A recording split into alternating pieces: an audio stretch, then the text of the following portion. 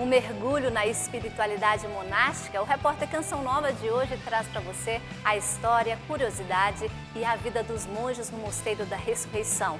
Canto gregoriano, melodia que nos aproxima de Deus, contribui com o nosso modo de rezar e concede benefícios neuropsicológicos. São Bento como modelo de santidade. Saiba mais sobre o pai dos monges e o desafio diário de fazer a vontade de Deus nesse estado de vida. E o dia a dia dos mais de 30 beneditinos que na vida fraterna oram, trabalham e também vivem dias livres e de deserto. Seja bem-vindo, o repórter Canção Nova está no ar.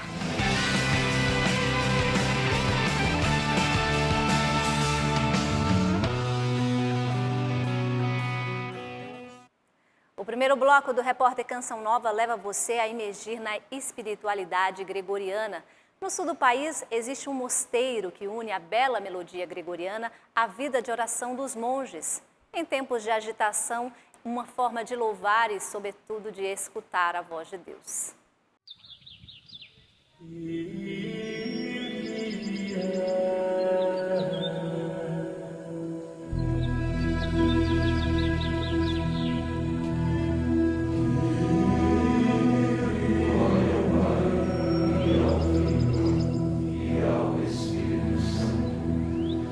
A vida dos monges não é tão secreta quanto parece. Oração, trabalho, estudos e lazer fazem parte de um dia a dia produtivo, juntamente com o canto gregoriano, onde as vozes do mosteiro se unem ao coro celeste para juntos entoarem um grande louvor a Deus.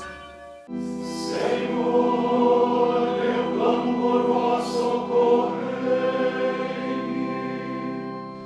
Em tempos de luta contra o relógio, muitos são os que sentem a necessidade de encontrar paz e a tranquilidade longe da agitação.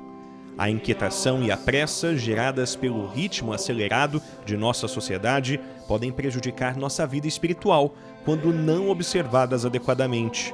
Como então conseguir a plena vivência do silêncio e do recolhimento, tão necessários nos dias atuais? A música pode contribuir para este processo.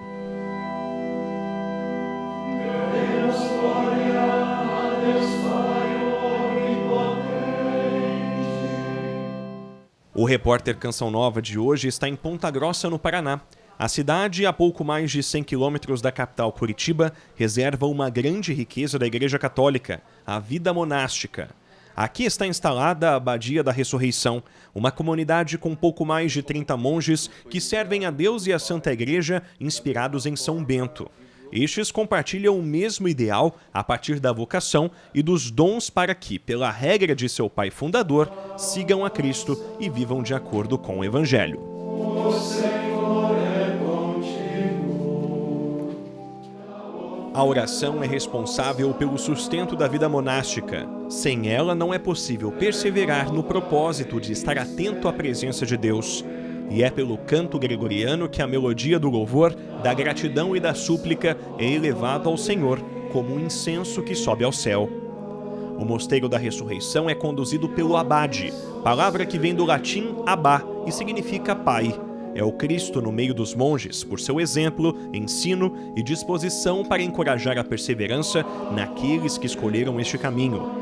O abade do Mosteiro da Ressurreição é Dom André Martins, desde 1997, e que compartilhou seu conhecimento em canto gregoriano com a nossa reportagem. O que nós chamamos de gregoriano é uma música modal, que era a forma que se tinha na antiguidade, né? Notas com intervalos justos. Então, o gregoriano é uma forma de música modal. E ficou gregoriano em homenagem a São Gregório Magno, porque ele organizou esse canto todo para a liturgia de São Pedro, do Vaticano.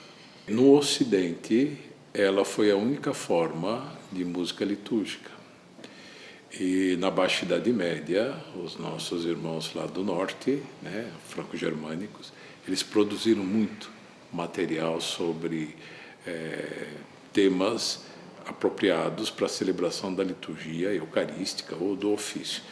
Então, a grande produção não foi na antiguidade, não foi na época de São Gregório, até a música era muito simples, mas começou a ficar sofisticada e as peças, né, famosas e bonitas hoje, elas nasceram a partir do século X, quer dizer, o ano 900. Tem muita história e é interessante porque isso era a vida dos monges.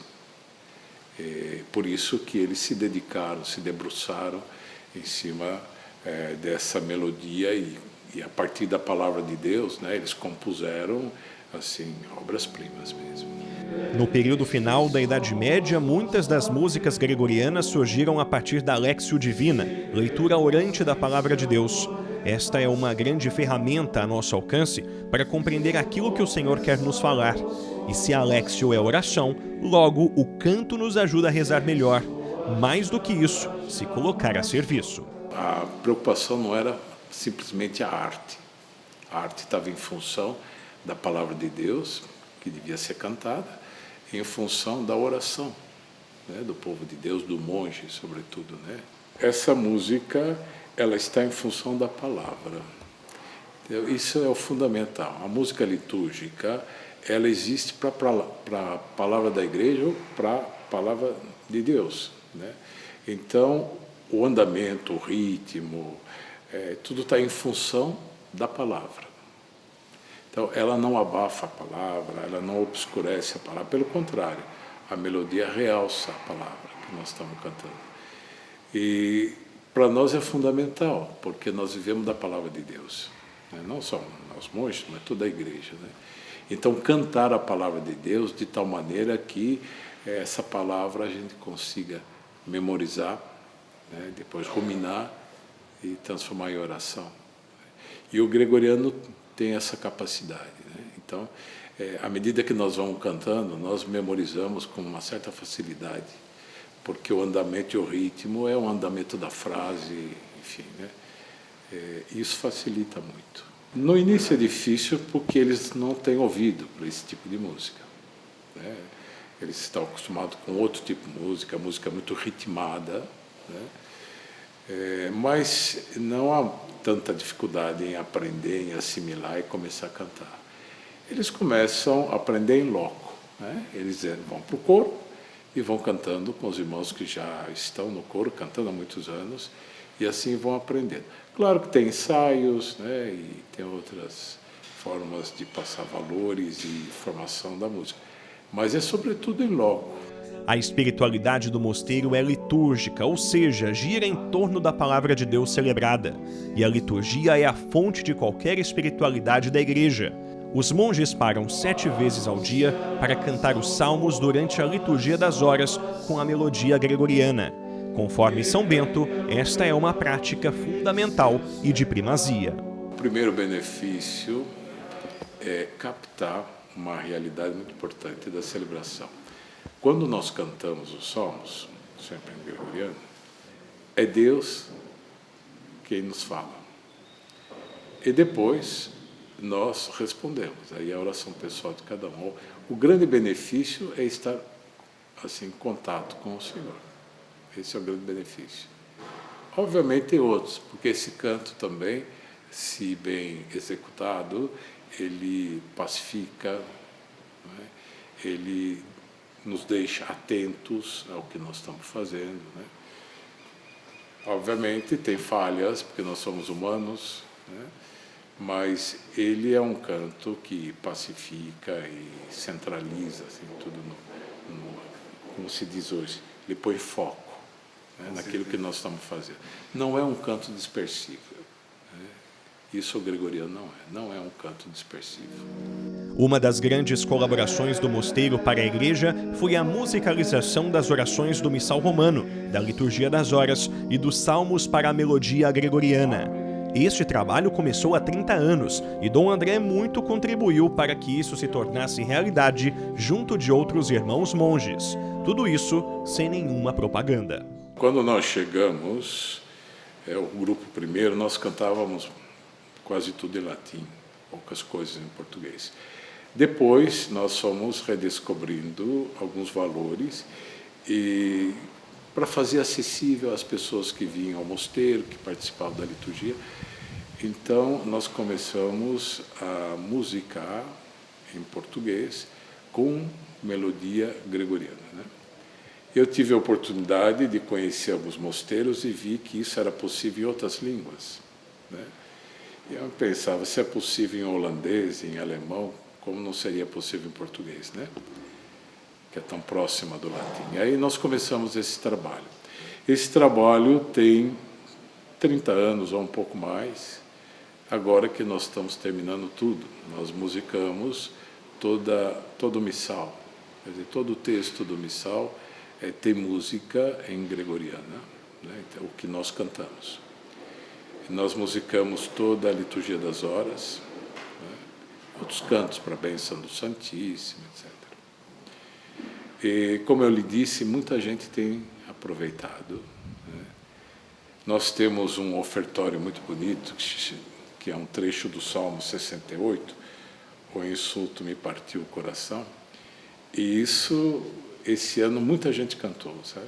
Muita gente cantou, e, aliás, nós vimos, eu e um outro irmão, gente que cantou de uma maneira assim magnífica esse canto. É choroso, é triste, porque o texto exige, né? Mas tinha um comentário muito engraçado de uma fulana que disse assim: esse canto é lindo, mas faz chorar. Será que dá para rezar assim? Mas o texto é para chorar, né? É o texto da agonia do Senhor, né? Nós cantamos no Domingo de Ramos. De maneira que isso nos satisfaz, porque nós não fizemos para nós, né? E eu sempre pensei, isso é uma colaboração para a igreja. Não fizemos oficialmente divulgação, nunca fizemos. As pessoas entram em contato, conhecem, começam a pedir as partituras e assim o canto vai se expandindo aí. Agora, o missal deu muito trabalho, porque, para você ter uma ideia, no tempo comum, aos domingos, nós temos ano A, B e C, né? Com antífonas para o ano A, B e C, então musicar isso tudo. Tem um trabalho, mas valeu a pena. Eu acho que é um trabalho que nos ajuda a celebrar bem.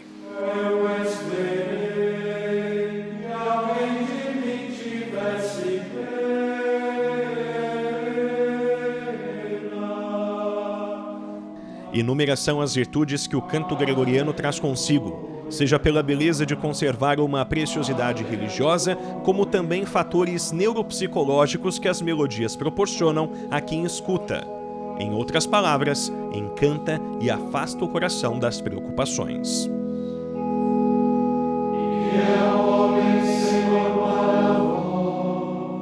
Segundo o autor Giacomo Baroffio, existem técnicas composicionais que permitem que a melodia percorra circuitos mentais conectados à memória, que terapeuticamente atuam em cantores e ouvintes deste repertório. Seja no latim ou no português, este objetivo é contemplado pelas melodias gregorianas. Tem gente que escuta o gregoriano assim, para descanso, né? Para um relaxamento psíquico e físico. Mas tem muita gente que utiliza o gregoriano para rezar, para criar ambiente para a oração pessoal, né? Então isso é benéfico, né, para as pessoas, né? O gregoriano, que é um canto sacro, ele nos faz chegar até Deus, nos eleva, né? Esse é o grande benefício. Se nós vivemos o dia a dia, mas eu preciso ter experiência de transcendência. E a liturgia é para isso. É o contato com Deus, né? Na celebração. E o gregoriano é capaz disso, de fato. Ele nos tira do tempo presente, nos coloca em contato com Deus através da palavra, nos pacifica, nos faz abertura para escutar o que Deus tem a nos dizer. Eu acredito que ele tem esse bom efeito mesmo, sabe? Como eu lhe disse, não é um canto dispersivo. Então, isso já ajuda muitas pessoas a chegar até Deus. Com o passar do tempo, a música oficial da Igreja Latina não tem sido entoada como deveria. Para que este tesouro seja cantado com beleza e mais difundido, afinal, como vimos até aqui, gregoriano é oração, é preciso que seminários e seminaristas estejam dispostos a aderirem às formações, ao menos básica, deste canto que nos permite transcender. É imprescindível que na formação do seminarista se tenha uma formação, pelo menos mínima, do gregoriano, que é a música oficial da Igreja Latina. Então, nós não podemos esquecer disso. É a música oficial. Nós temos contato, às vezes, com seminaristas que alguns dizem que gostam muito, outros dizem que é muito triste, que é tudo a mesma coisa. Agora, precisa começar a escutar e perceber a diferença, né, de um canto para o outro. E também, o fundamental, na verdade, é o que nós estamos cantando. A melodia é um suporte. Um gregoriano sem letra não faz sentido. Eu acredito que os seminaristas, os religiosos, eles precisariam retomar, pelo menos, uma parte, né, desse valor que é o gregoriano na igreja. Não perder esse valor. Né?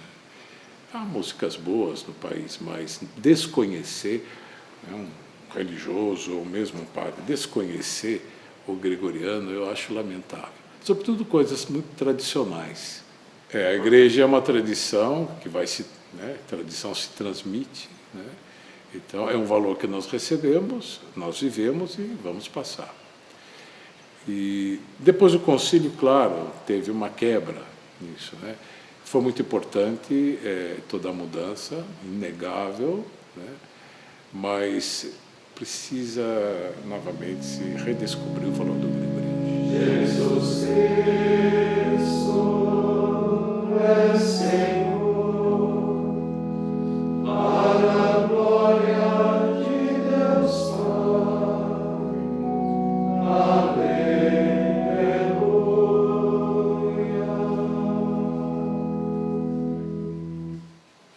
Canto gregoriano. Valorizemos cada vez mais essa preciosidade da nossa igreja para que possamos melhor rezar e servir.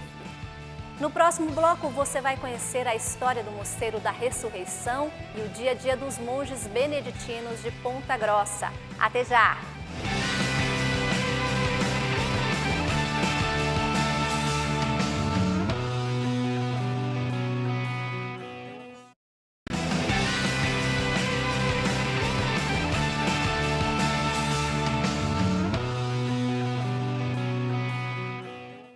Olá, eu estou de volta e a partir de agora vamos conhecer a história do Mosteiro da Ressurreição e a rotina dos monges.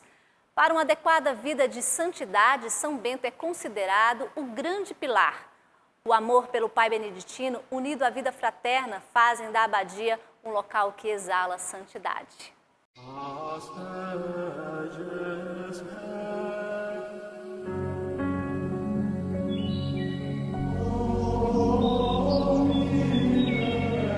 Como dito no bloco anterior, a vida monástica não é tão misteriosa quanto parece. A espiritualidade do mosteiro se dá, sobretudo, pelo amor aos irmãos, amor que também somos chamados a experimentar enquanto batizados. Aqui não se escolhe os irmãos, mas se escolhe amar a todos, apesar das diferenças. E da mesma forma que só cristãos geram novos cristãos, é certo dizer que somente monges geram novos monges. Nenhum cristão chegou sozinho à fé em Jesus. Essa fé, de algum modo, foi anunciada por outros e contou com a nossa adesão. Da mesma maneira, surgiu o Mosteiro da Ressurreição, herdeiro e protagonista de uma tradição viva, onde seus primeiros membros vieram do Mosteiro de São Bento de São Paulo. Em 1976, entraram no Mosteiro de São Bento de São Paulo vários jovens. E quando eles entraram no mosteiro, eles foram formados para deixar o mosteiro, no sentido de que eles escutavam dos formadores, do abade da época, Dom Joaquim, de que o local ideal para a vida monástica era um local mais afastado da cidade, um local de maior silêncio, de maior oração, enfim. A comunidade começou, dos mais novos, começou a se organizar e pensar, vamos fazer uma fundação com o tempo, enfim, né? E daí em 1981, com a bênção do abade da época, o Dom Joaquim, os irmãos partiram de São Paulo para fazer a fundação no sul do país. O ideal era fazer no sul do país porque ainda não tinha vida monástica beneditina aqui no sul do país. Logo no mesmo ano veio um rescrito da Santa Sé autorizando a fundação ad experimentum por 3 anos. vamos ver se nesses 3 anos, esses jovens, eram 10, né? Se eles vão, se vai dar certo. Deu certo e no 84 o mosteiro então se tornou priorado simples, ligado ao abade presidente, Dom Basílio Penido, que era também o abade de Olinda. Em 1987 o mosteiro se tornou um priorado conventual e, portanto, independente. E aí foi nomeado o primeiro superior da casa, Dom Lucas, que era o único monge presbítero da época e que veio de São Paulo. Em 1991, Dom André Martins foi eleito o superior da casa, o prior conventual, e em 1997 o mosteiro se tornou abadia. E aí o Dom Abade o prior na época, o Dom André, foi eleito o abade da comunidade. E aqui estamos nós. A comunidade viveu no Santuário de Vila Velha entre 1981 e 1985. Junto da pequena igreja foi construído um mosteiro, em madeira pedida de esmola a várias madeireiras. Nos primeiros anos, total incerteza quanto ao futuro, devido à atual precariedade. Faltava praticamente tudo, menos a caridade dos religiosos e a providência de Deus. A providência nunca falha. Nós, às vezes, falhamos em entender a providência, né? A igreja, no Catecismo da Igreja Católica, vai nos ensinar que existe a providência divina e existe as causas segundas. As causas segundas somos nós, quando colaboramos com a graça, quando, pelos nossos próprios pecados, Deus tira coisas boas e assim por diante.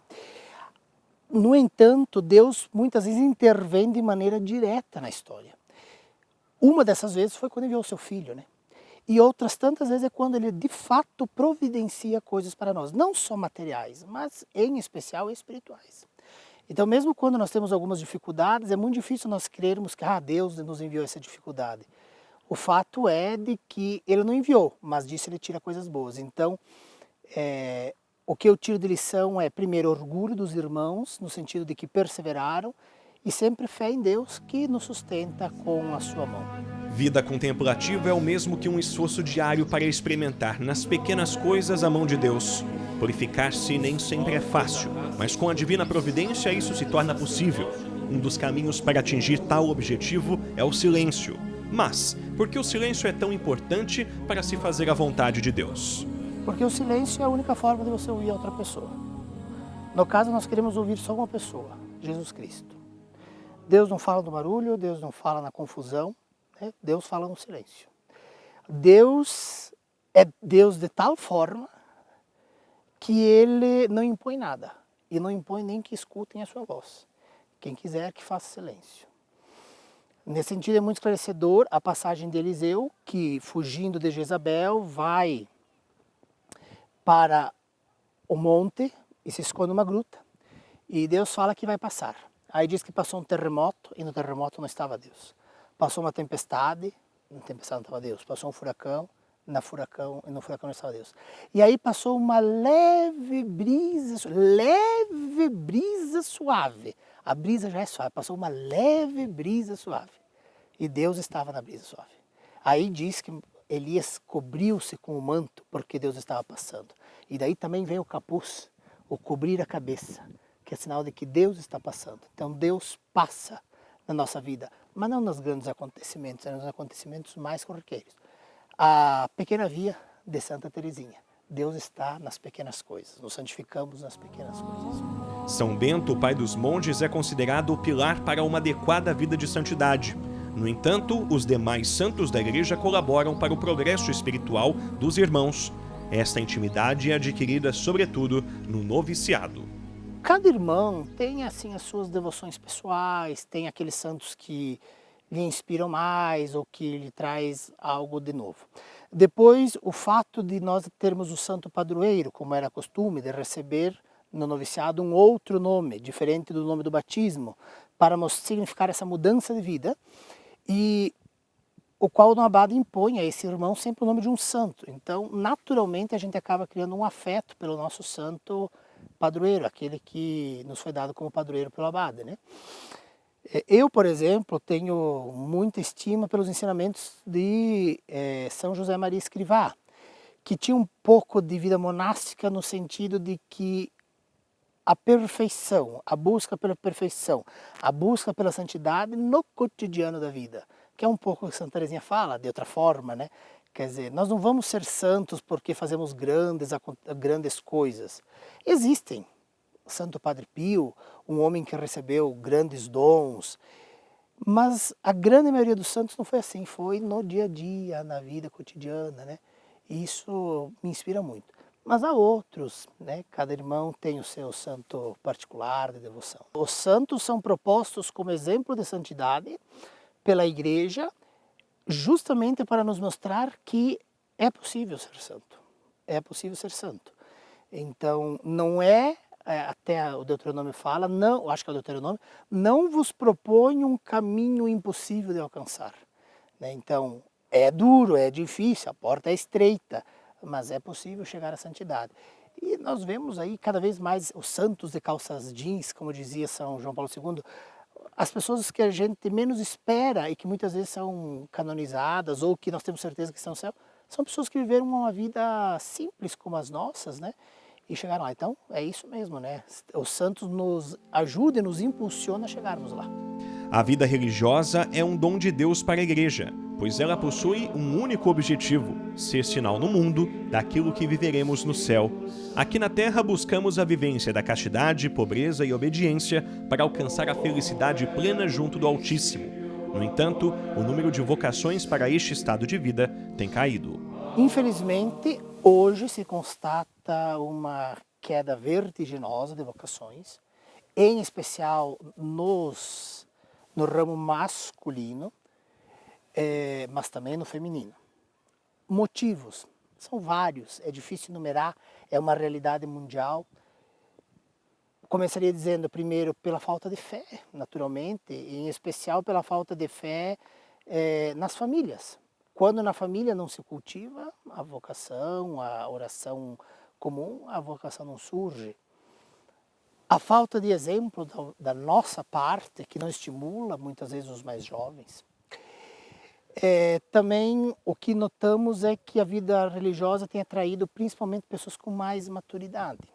Nós notamos que hoje a vocação, não é que os mais novos não tenham vocação, mas por algum motivo, não sei se pela atração do mundo, etc., os mais novos acabam não entrando na vida religiosa, na vida sacerdotal de imediato.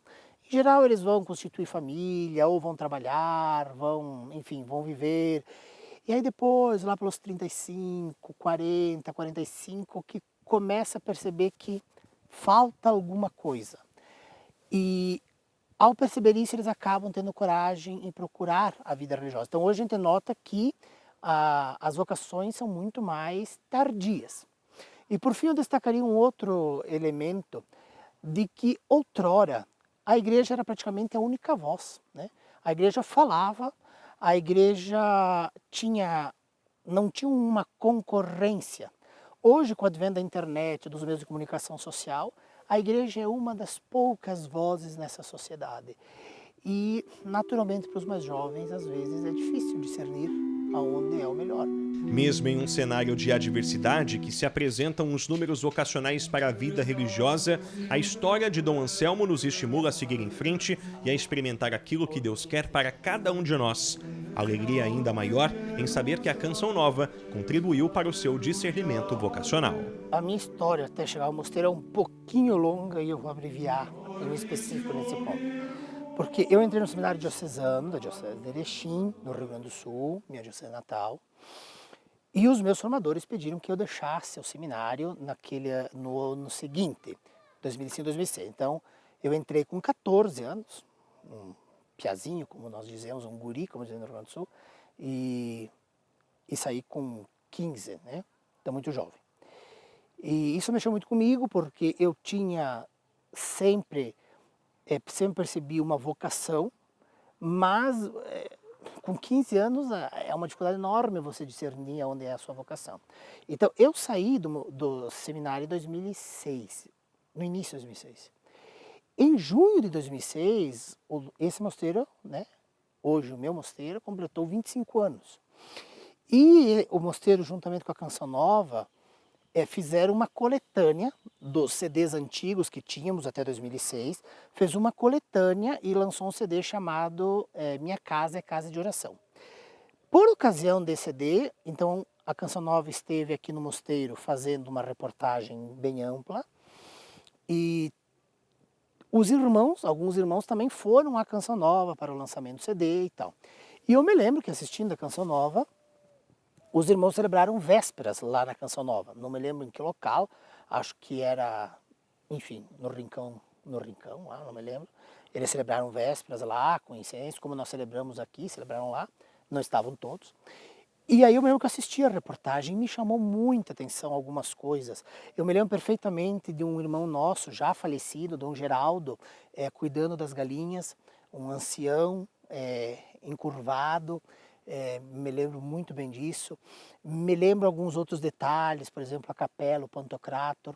Me lembro que foi feita alguma gravação lá em Itaiacoca, onde estamos construindo um novo mosteiro. E aquilo ficou assim adormecido no meu coração, nunca me esqueci. Isso foi em 2006. Aí uns 5 anos depois, já 2010, 2011, por alguns eventos que aconteceram aí, que eu fui perceber, não, de fato a minha vocação é uma vocação monástica beneditina. Porque também dentro da vida monástica há várias correntes, a monástica beneditina especificamente. E aí tudo isso que eu tinha visto na Canção Nova me redespertou. O que me chamou a atenção é porque na minha cabeça a cidade de Ponta Grossa era em Santa Catarina. Então, aqui do Rio Grande do Sul até Santa Catarina é um pulo, vamos ali, eu morava bem no norte do Rio Grande do Sul, bem perto já de Santa Catarina, mas aí depois eu fui perceber que não era Santa Catarina, era um pouquinho mais longe, era no Paraná. Mas isso são as pequenas sementes que o Senhor fala, né? Às vezes, por uma palavra dita, por uma música ouvida, por um canto escutado, por uma reportagem feita, Deus toca uma única pessoa, né? Às vezes várias, mas às vezes uma só. Isso já nos deixa felizes porque a nossa missão foi cumprida, mesmo que talvez por um número reduzido, né? E é assim.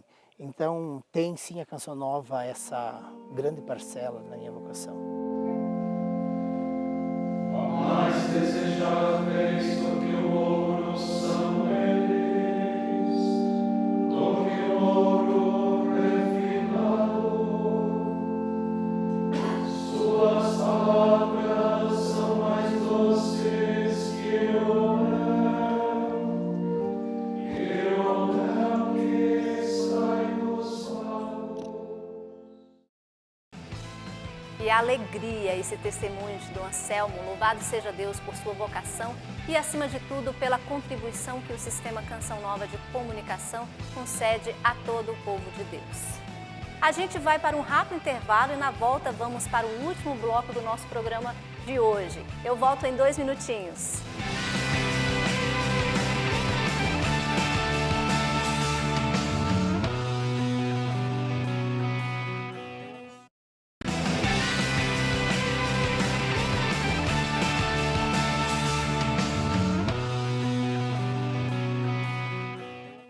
Você sabia que os monges, além de orar e trabalhar, também vivem dias livres e de deserto? E suas vestes, como e em que momento são utilizadas?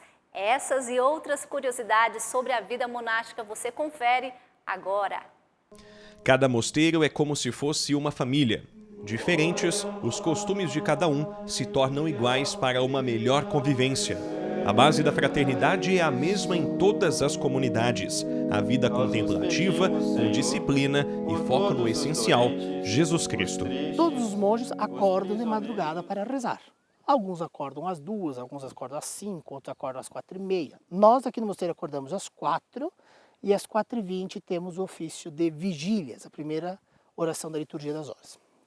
Logo depois temos a Lectio Divina, a leitura da Sagrada Escritura, de maneira orante e de maneira continuada, do livro do Gênesis até Apocalipse, do livro do Gênesis até Apocalipse, assim, a vida inteira. O café da manhã.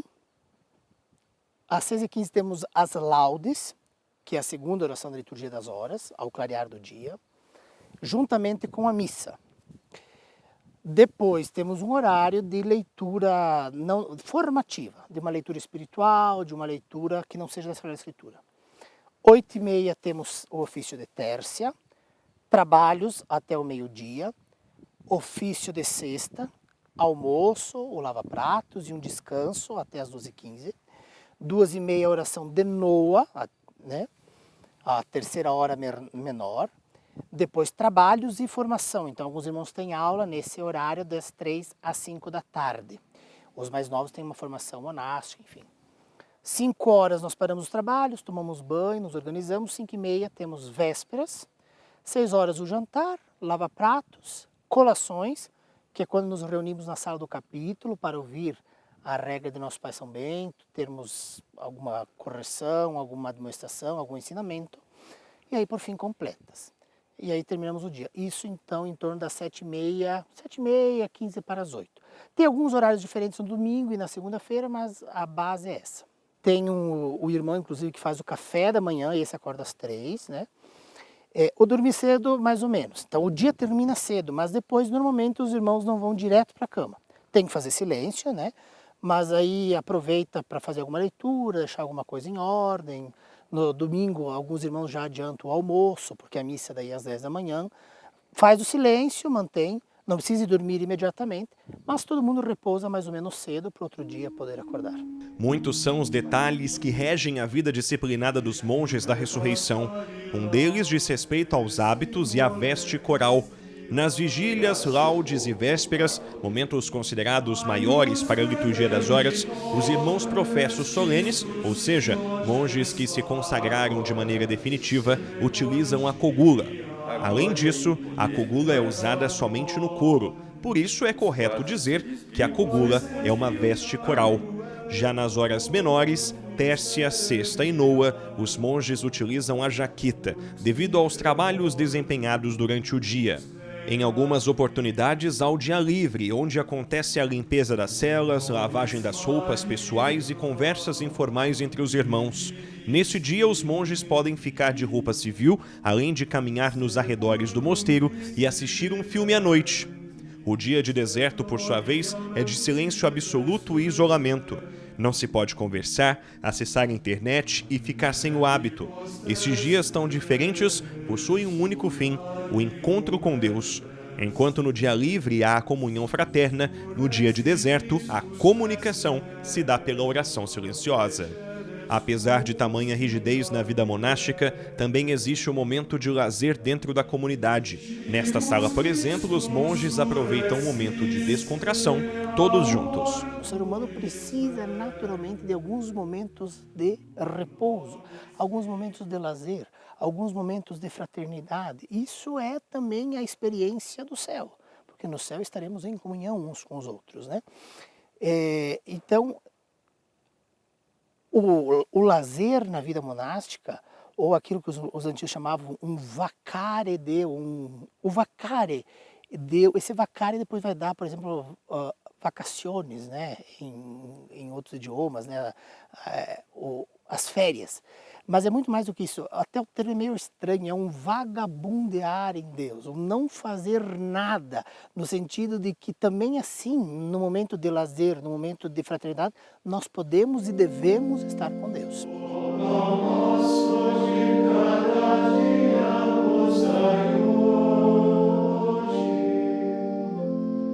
O sagrado nos instiga, em cada canto do mosteiro, um significado.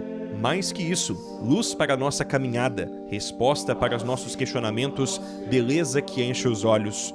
Muitos de nós, quando participamos de missas com nossos bispos diocesanos, notamos a presença do báculo. Mas qual o seu significado? O báculo aqui é interessante porque ele traz também um sentido teológico que para os orientais é mais comum. Não sei se vocês já viram que os bispos orientais eles usam um báculo que tem duas serpentes assim, viradas uma para a outra.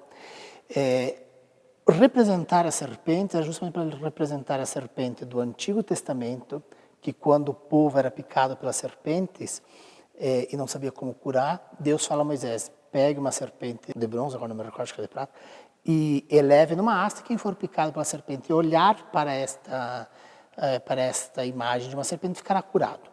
Depois Jesus, no Novo Testamento, vai dizer, assim como Moisés elevou uma serpente no deserto e quem olhasse para ela ficava curado, assim quando o Filho do Homem for elevado, também eu atrairei todos a mim. Então, por mais paradoxal que pareça, porque a gente sempre tem ligado a figura, a serpente como a figura do mal, e está correto, mas os antigos representavam essas duas serpentes, como que a serpente do mal e entre aspas, serpente Jesus Cristo. Quer dizer, um nos traz o mal e o outro nos liberta deste mal, né? Ainda sobre o báculo, você sabia que o abade de um mosteiro o recebe do bispo diocesano? Isso significa que dentro de uma abadia, o abade, além de pai, possui alta jurisdição superior. Embora esteja previsto no Pontifical Romano, livro que contém ritos para diversas celebrações, não torna o abade um bispo. Na igreja, ninguém faz. Ninguém se batiza, ninguém se crisma, ninguém se ordena. Às vezes a gente escuta assim, o padre fala assim, eu me ordenei. Não, você não se ordenou. Você foi ordenado, você foi batizado, você foi crismado. Você não se faz monge, você é feito monge. E quem ensinava a ser monge é o pai espiritual. Pai, no aramaico, Abba, que vai dar abade, né? Então, o abade, ele é a grande figura do pai espiritual. Essa é a primeira missão dele.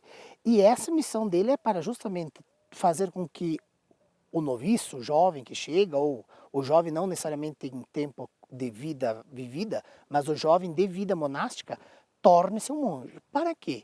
Para que chegue ao céu. Então o abade é uma referência da vida espiritual, o abade é uma referência da vida religiosa para os monges, sem dúvida, é uma referência de vida monástica. E ele tem esse grande desafio de, neste ínterim, ter pessoas de diversos temperamentos para guiar. Louvores do Senhor em sua boca e espadas de dois gumes em sua mão para exercer sua vingança entre as nações. O repórter Canção Nova de hoje não poderia deixar de visitar alguns locais preciosos do mosteiro, além de continuar repercutindo curiosidades monásticas. Uma delas é a Sala do Capítulo. A reunião geral que se faz de uma congregação, de uma província, chama-se capítulo. Então, o capítulo provincial, o capítulo geral da ordem dos frades menores. Vem justamente porque, então, na sala onde se lê um capítulo da regra de São Bento, isso inicialmente, nessa sala se decidiam as coisas. Então, a sala do capítulo, originalmente, seria uma sala mais ou menos de reuniões, de decisões. Quem tem direito, quem já é professo solene, que a gente diz, ou professo perpétuo, como é mais conhecido, seja do mosteiro, seja, por exemplo, de uma outra ordem, a gente chama que é um capitular. O nosso mosteiro tem 2 salas do capítulo, porque quando nós viemos para cá, era um capítulo menorzinho, enfim, e aí depois se precisou fazer maior. Então, por que o noviciado acontece na sala do capítulo? Porque o noviciado é um nascimento.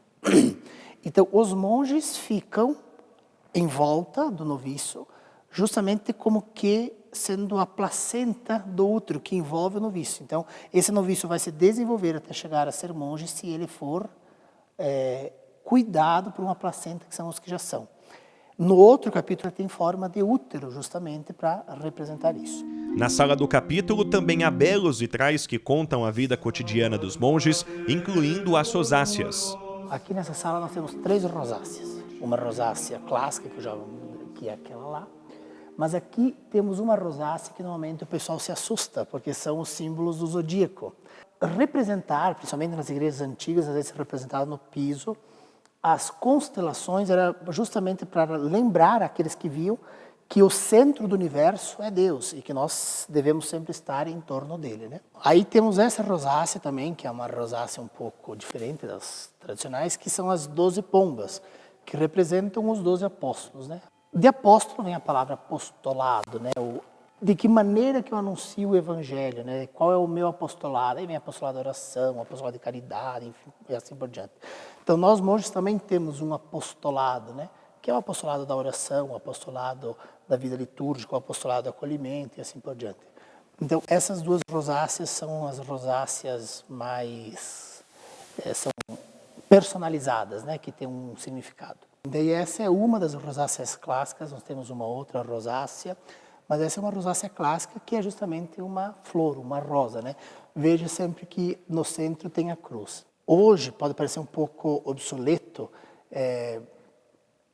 ter rosáceas, mas as rosáceas tinham uma função que era a iluminação das igrejas, né? As igrejas não tinham luz própria, então eram velas no máximo, mas vela era caro, né?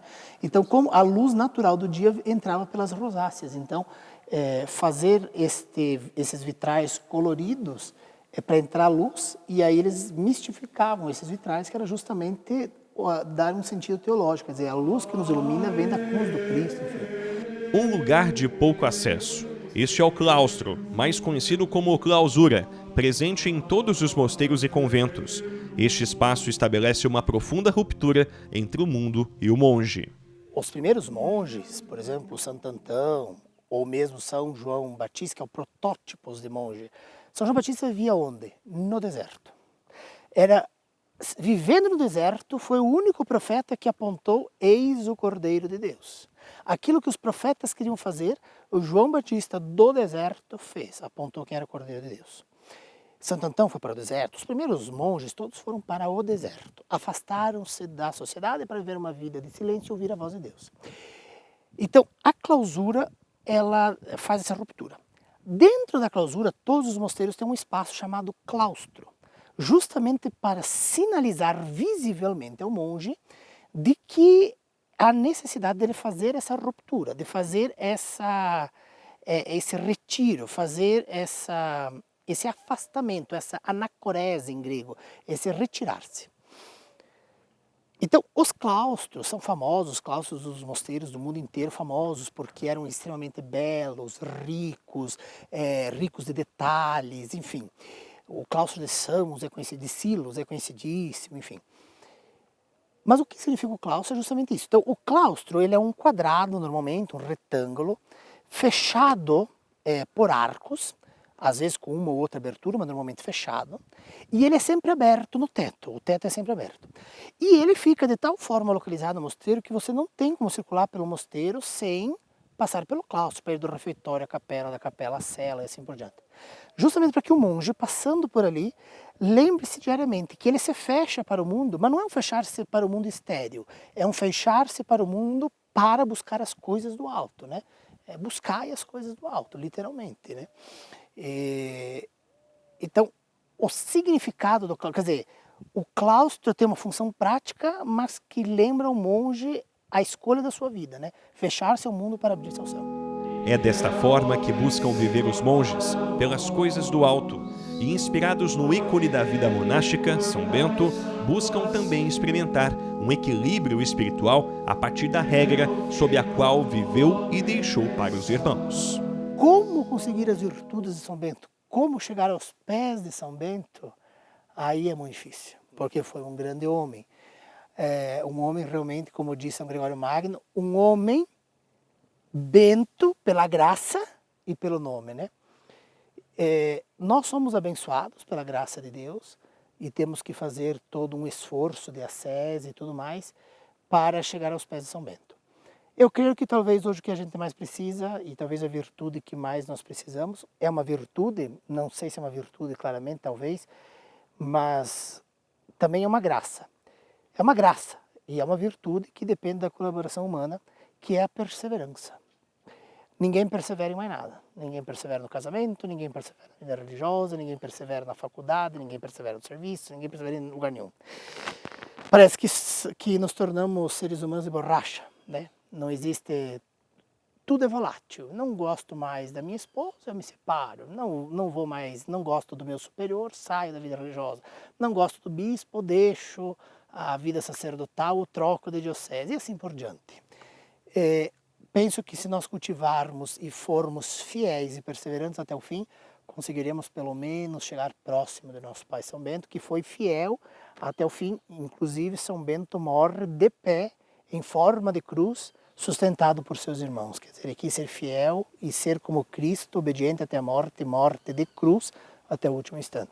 Se perseverarmos e pudermos ser enterrados no cemitério do mosteiro como verdadeiros monges, teremos contribuído muito e chegado um cadinho perto de nosso Pai São Bento. Jesus Cristo é Senhor, para a glória de Deus Pai. Aleluia.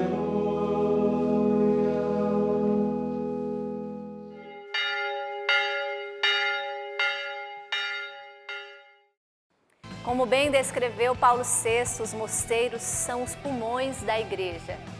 Pela intercessão de São Bento, os monges sigam fiéis ao chamado de Cristo e que nós, que vivemos fora dos mosteiros, sejamos testemunhas autênticas do Evangelho.